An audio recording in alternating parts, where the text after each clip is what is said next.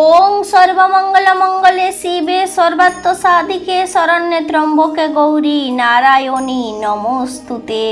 जय मा दुर्गा। बंधुरा आज 24 आश्विन 11 अक्टोबर शुक्रवार दुर्गा पूजार सर्वप्रधान दिन महा अष्टमी आजके सम्पन्न होच्छे।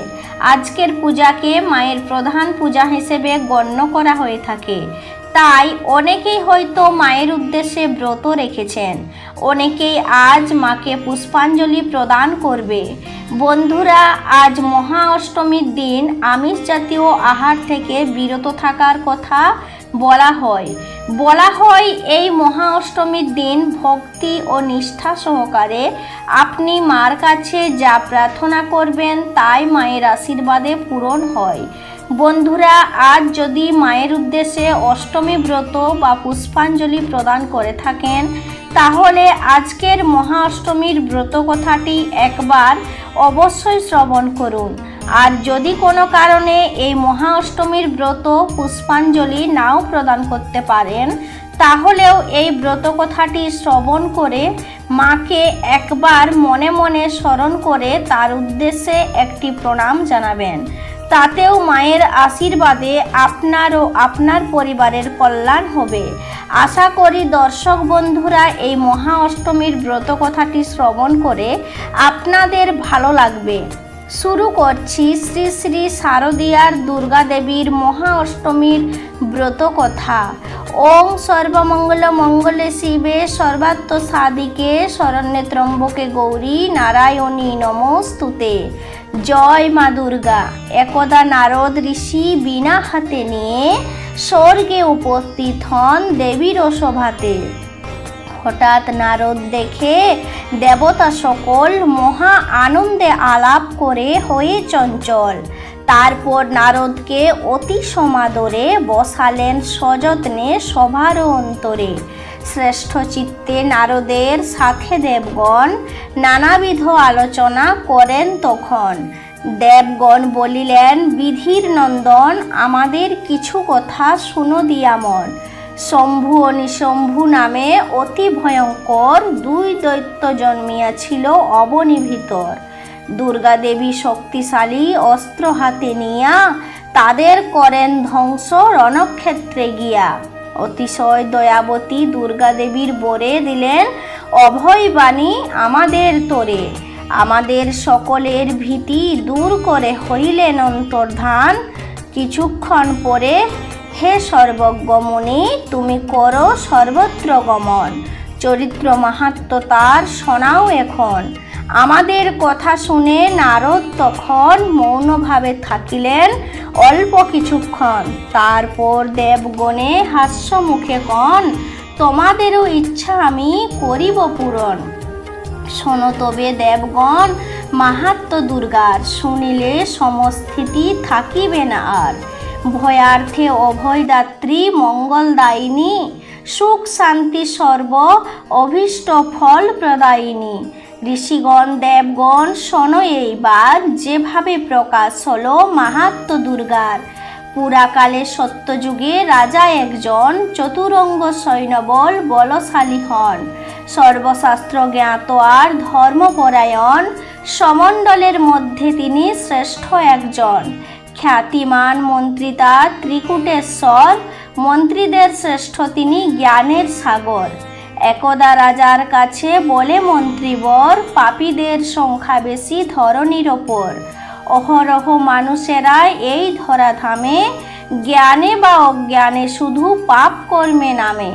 তার ফলে পরকালে সেই সব লোক নরক যন্ত্রণা পেয়ে করে থাকে শোক।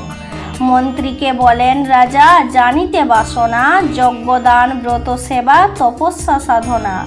লোকে এর কোন কর্ম করিলে কখন করিবে না দুঃখময় নরকে গমন। মহামন্ত্রী বলিলেন রাজাকে তখন, হতে হবে ঈশ্বরের সেবা পরায়ণ। তাহলে কোন কর্মে কিরূপ বিধান, ঈশ্বর নিজেই তাহা করিবেন দান। মন্ত্রীর এমন বাক্য করিয়া শ্রবণ, রাজা একাকী গভীর বনে করেন গমন। তারপর যথাস্থান করে নির্বাচন, নৃপতি মহেশ্বরের ধ্যানমগ্ন হন। জপেন শিবের মন্ত্র রাজা মহাশয়, শৈব মন্ত্র বলে সর্ব কর্মসিদ্ধ হয়। সাধনায় তুষ্ট হয়ে দেব পঞ্চানন রাজার সম্মুখে এসে প্রাদুর্ভূত হন।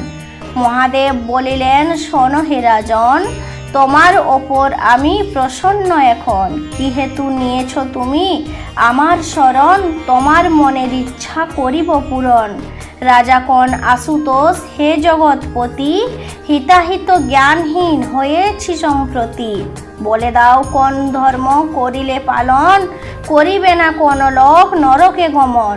আর কোন কর্মদ্বয় জীব সমূহগণ, সুখে হয়ে মুক্তি লাভ করিবে নিশ্চয়। শঙ্কর বলেন, রাজা ধর্মের বিষয়, গুচ্ছ থেকে গুচ্ছতর জানিবে নিশ্চয়। যত যত ব্রত কথা আছে ত্রিভুবনে, দুর্গা ব্রত সর্বশ্রেষ্ঠ জানি সর্বজনে।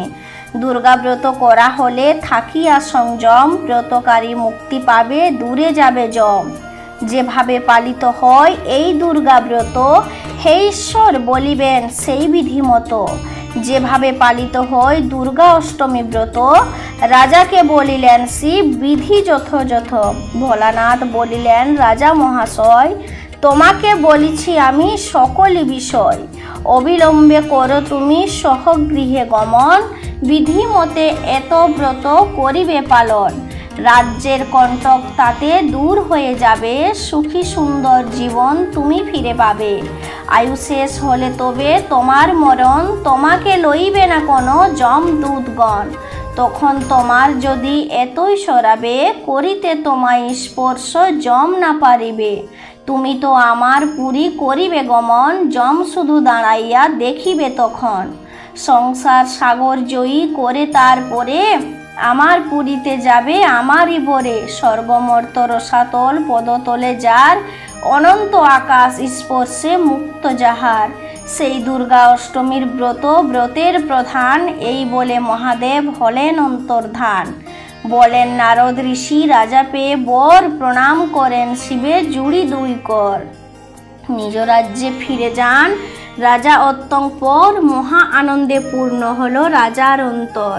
রাজাকে পাইয়া ফিরে প্রজাবৃন্দ হাসে, সাজাই তরুণ দ্বার নগরের পাশে। রাখিল পূর্ণ কলসি স্থান বিশেষ, রাজা আজ অন্তঃপুরে করেন প্রবেশ। মন্ত্রী সহিত রাজা সাক্ষাৎ করেন, সবিস্তারে সব কথা মন্ত্রীকে বলেন। যথাকালে যথাবিধি মাসেতে আসে, শুক্লপক্ষের অষ্টমী এলো শুভ দিন।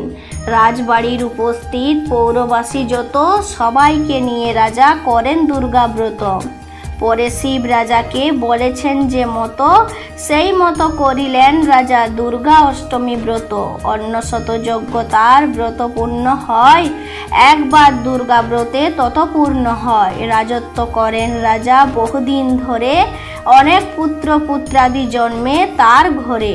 আয়ু শেষ হলে হয় রাজার মরণ, অত্যঙ্কর তার কাছে আসে যমের সমন। পাপী পুণ্য জমালয় করিয়া বর্জন, অতি সুখে শিবলোকে রাজা করেন গমন। শঙ্কর শঙ্করী করেন গমন যেখানে, রাজা যান পুত্র রূপে তাদের সেখানে। রাজত্বে রাজার ছিল অনুচর যত, তাহারও সবাই মিলে করেন দুর্গা ব্রত। জীবনের অবসান হইল যখন, তারা সব শিবলোকে করিল গমন। দুর্গা দেবীর প্রাসাদে সুখ শান্তি পায়, ইহধাম ত্যাগ করে দেবলোকে যায়। বলেন নারদ ঋষি, হে দেবগণ, তোমাদের বলিয়াছি আমি এতক্ষণ। আশ্চর্য মাহাত্ম্য কথা দেবী শ্রী দুর্গার, স্বভক্তি প্রণাম করো তাকে বারবার। তাহার শরণাপন্ন কখন কেউ হলে, আর তাকে বিপদ থেকে উদ্ধার তিনি করে। বলেন নারদ ঋষি, এই দুর্গা ব্রত পালন করেছে রাজা যথাবিধি মতো। এরপর মন্ত্রসিদ্ধ হলেন যখন, শক্তি বলে যমরাজকে করেন বর্জন। যত্ন সহকারে আর যথাযথভাবে দুর্গা ব্রত করা হলে ভালো ফল পাবে। দুর্গা ব্রতে বশীভূত হন কৃতিবাস, পরকালে শিবলোকে হবে বসবাস। দুর্গা অষ্টমী ব্রত আজ দেবী ভগবতে মা দুর্গাকে প্রণাম করো যে থাকো যে মতে। জয় মা দুর্গা, জয় মা দুর্গা। আশা করি দর্শক বন্ধুরা এই ব্রত কথাটি শ্রবণ করে আপনাদের ভালো লেগেছে। মায়ের কৃপায় সকলের মঙ্গল হোক এই কামনা করে আজকের মতো ভিডিওটি এখানেই শেষ করলাম।